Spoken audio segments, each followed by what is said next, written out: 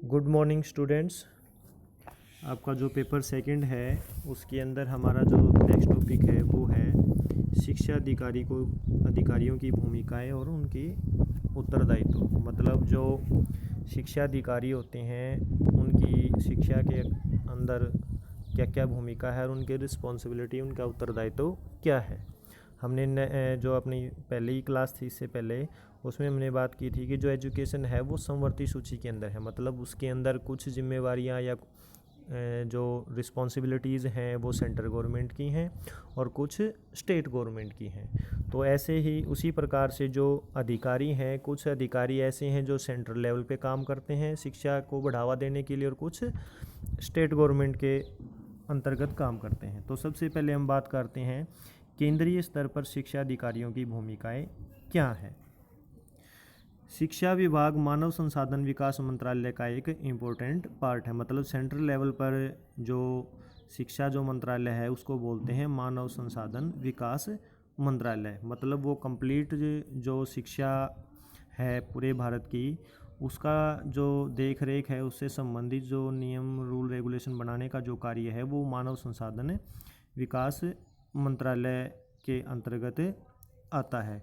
और जो केंद्रीय जो शिक्षा मंत्री होता है वो इसका मुखिया होता है। वो उसी की देख रेख में सारा का सारा जो काम है शिक्षा से संबंधित केंद्र सरकार वो करती है। उसके बाद है राज्य स्तर पर। राज्य स्तर पर शिक्षा मंत्रालय का प्रमुख अधिकारी है वो शिक्षा मंत्री होता है।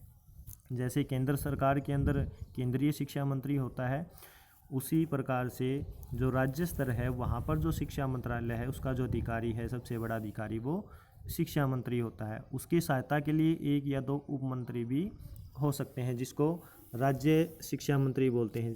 केंद्रीय स्तर पर भी ऐसे होता है राज्य शिक्षा मंत्री, और स्टेट गवर्नमेंट के अंदर भी वो राज्य शिक्षा मंत्री होता है जिसको उप मंत्री भी कहा जाता है।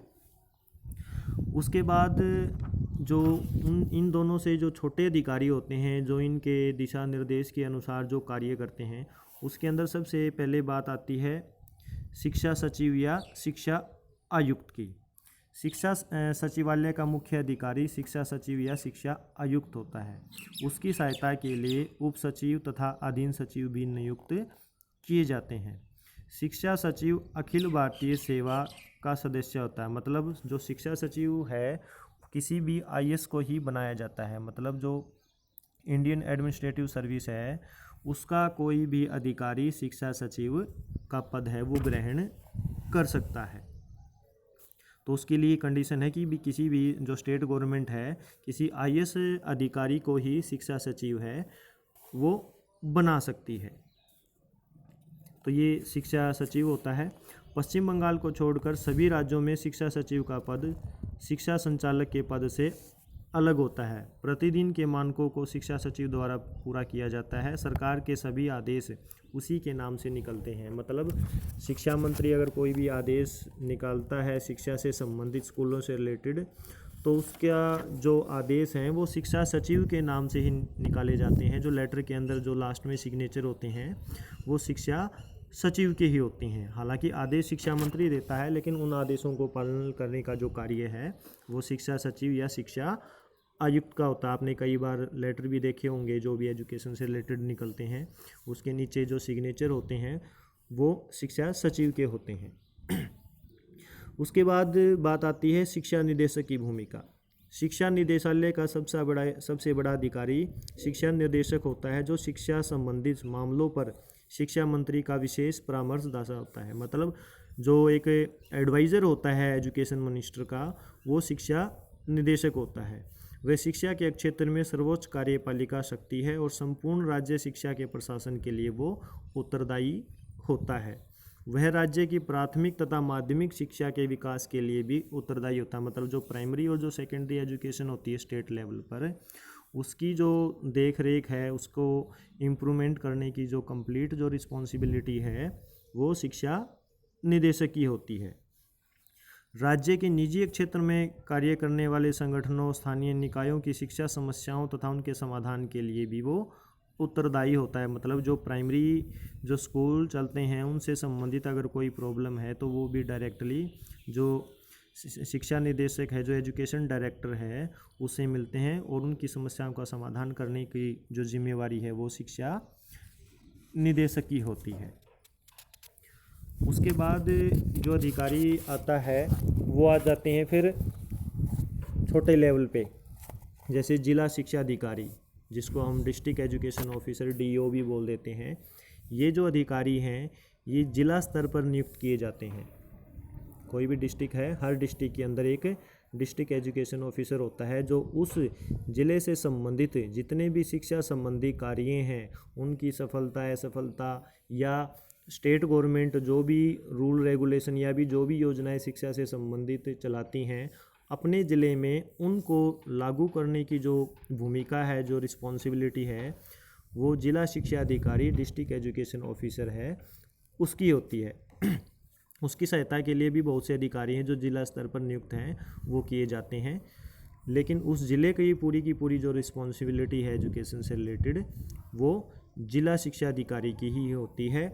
जो भी रूल्स रेगुलेशन है, जो भी नए नियम है, उनका अनुपालना करवाना का जो कार्य है वो जिला शिक्षा अधिकारी का ही होता है। अब जैसे कोविड के अंदर क्या हुआ है कि सभी गवर्नमेंट स्कूलों को और प्राइवेट स्कूलों को बंद किया हुआ है, तो अपने ज़िले के अंदर जितने भी स्कूल हैं उनको बंद करवाना, या कई बार ये शिकायतें आती हैं कि कुछ प्राइवेट स्कूल हैं वो खोले जा रहे हैं, तो वो सारी की सारी जो रिस्पॉन्सिबिलिटी है उनको अरेंज करने की वो जिला शिक्षा अधिकारी की ही होती है।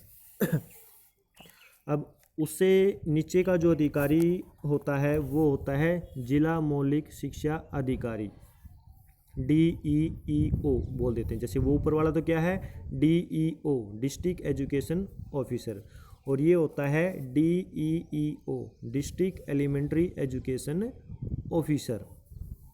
जिला मौलिक शिक्षा अधिकारी का कार्य जिला स्तर पर प्राथमिक तथा उच्च प्राथमिक शिक्षा विद्यालयों के प्रबंधन का निरीक्षण करना। मतलब जो शिक्षा अधिकारी होता है वो तो जिले के अंदर क्या होता है, एक ही होता है, और उसका जो कार्य है वो कंप्लीट जो एजुकेशन है ज़िले के अंदर उन सभी को, स्कूली जो एजुकेशन है उसकी देख रेख करना होती है। जबकि जो जिला मौलिक शिक्षा अधिकारी होता है उसका कार्य क्या होता है, केवल प्राथमिक और उच्च प्राथमिक विद्यालयों का प्रबंधन और उनका निरीक्षण करना। ये जिला प्राथमिक विद्यालय व्यवस्था का सर्वोच्च अधिकारी होता है। मतलब प्राइमरी एजुकेशन का जो सबसे बड़ा अधिकारी जिले लेवल पर होता है, जिला स्तर पर होता है, वो होता है जिला मौलिक शिक्षा अधिकारी। जबकि कंप्लीट जो एजुकेशन है, प्राइमरी भी आ गई उसके अंदर, और सेकेंडरी भी आ गई और हायर सेकेंडरी भी आ गई, उसकी जो रिस्पॉन्सिबिलिटी होती है देख रेख की या नियमों को लागू करने की, वो उसकी जो भूमिका होती है वो होती है जिला शिक्षा अधिकारी की। तो ये दोनों के अंदर डिफरेंस होता है, एक तो DEO होता है और एक DEEO होता है। वो जिला शिक्षा अधिकारी होता है और ये जिला मौलिक मतलब प्राइमरी एजुकेशन का जो प्रभार है वो सारा का सारा जिला मौलिक शिक्षा अधिकारी के पास होता है। अब उसके बाद बात आती है खंड शिक्षा अधिकारी की भूमिका, ब्लॉक डेवलपमेंट ऑफिसर। कुछ राज्यों में शिक्षा के प्रशासन की दृष्टि के प्रथम स्तर पर शिक्षा को ब्लॉकों में बांट दिया जाता है, मतलब ब्लॉक ऑफिसर इसको बोलते हैं। पंजाब तथा हरियाणा में प्राथमिक शिक्षा प्रशासन के लिए इस स्तर का प्रशासन बहुत ही महत्वपूर्ण समझा जाता है। एक जो जिला होता है उसके अंदर कई ब्लॉक होते हैं, मतलब डिस्ट्रिक्ट को ब्लॉक के अंदर बांट दिया जाता है, और प्रत्येक ब्लॉक के अंदर फिर खंड शिक्षा अधिकारी है उसकी नियुक्ति है वो की जाती है। तो वो जो खंड शिक्षा अधिकारी होगा वो क्या करेगा, उसका जो ब्लॉक है उस ब्लॉक के अंदर शिक्षा से संबंधित अगर किसी भी प्रकार की परेशानी है, किसी भी प्रकार की जो दिक्कत है, शिक्षा के अंदर कोई खामियां हैं, तो सारे के सारी जो जानकारी को इकट्ठा करना या सरकार के द्वारा जो रूल रेगुलेशन बनाए गए हैं उनको लागू करने का जो कार्य है वो खंड शिक्षा जो अधिकारी है, ब्लॉक लेवल का जो ऑफिसर है उसको देखनी पड़ती है, उसको कार्य करना पड़ता है। तो कहने का मतलब ये क्या है कि जिला जो शिक्षा अधिकारी होता है उसके अंडर काम करने के लिए कुछ छोटे अधिकारी होते हैं जो कम क्षेत्र के अंदर कार्य करते हैं। वहाँ पर शिक्षा से संबंधित जितनी भी प्रकार की भूमिकाएं हैं उनकी अनुपालना करने की जो जिम्मेवारी है इन छोटे अधिकारी की होती है। तो एक किस्म से ये जो जिला शिक्षा अधिकारी है उसकी सहायता या उसके अधीनस्थ काम करने वाले जो हैं वो अधिकारी होते हैं उसकी सहायता करने के लिए। और प्रत्येक ब्लॉक के ऊपर एक जो खंड शिक्षा जो अधिकारी है उसकी नियुक्ति है वो की जाती है।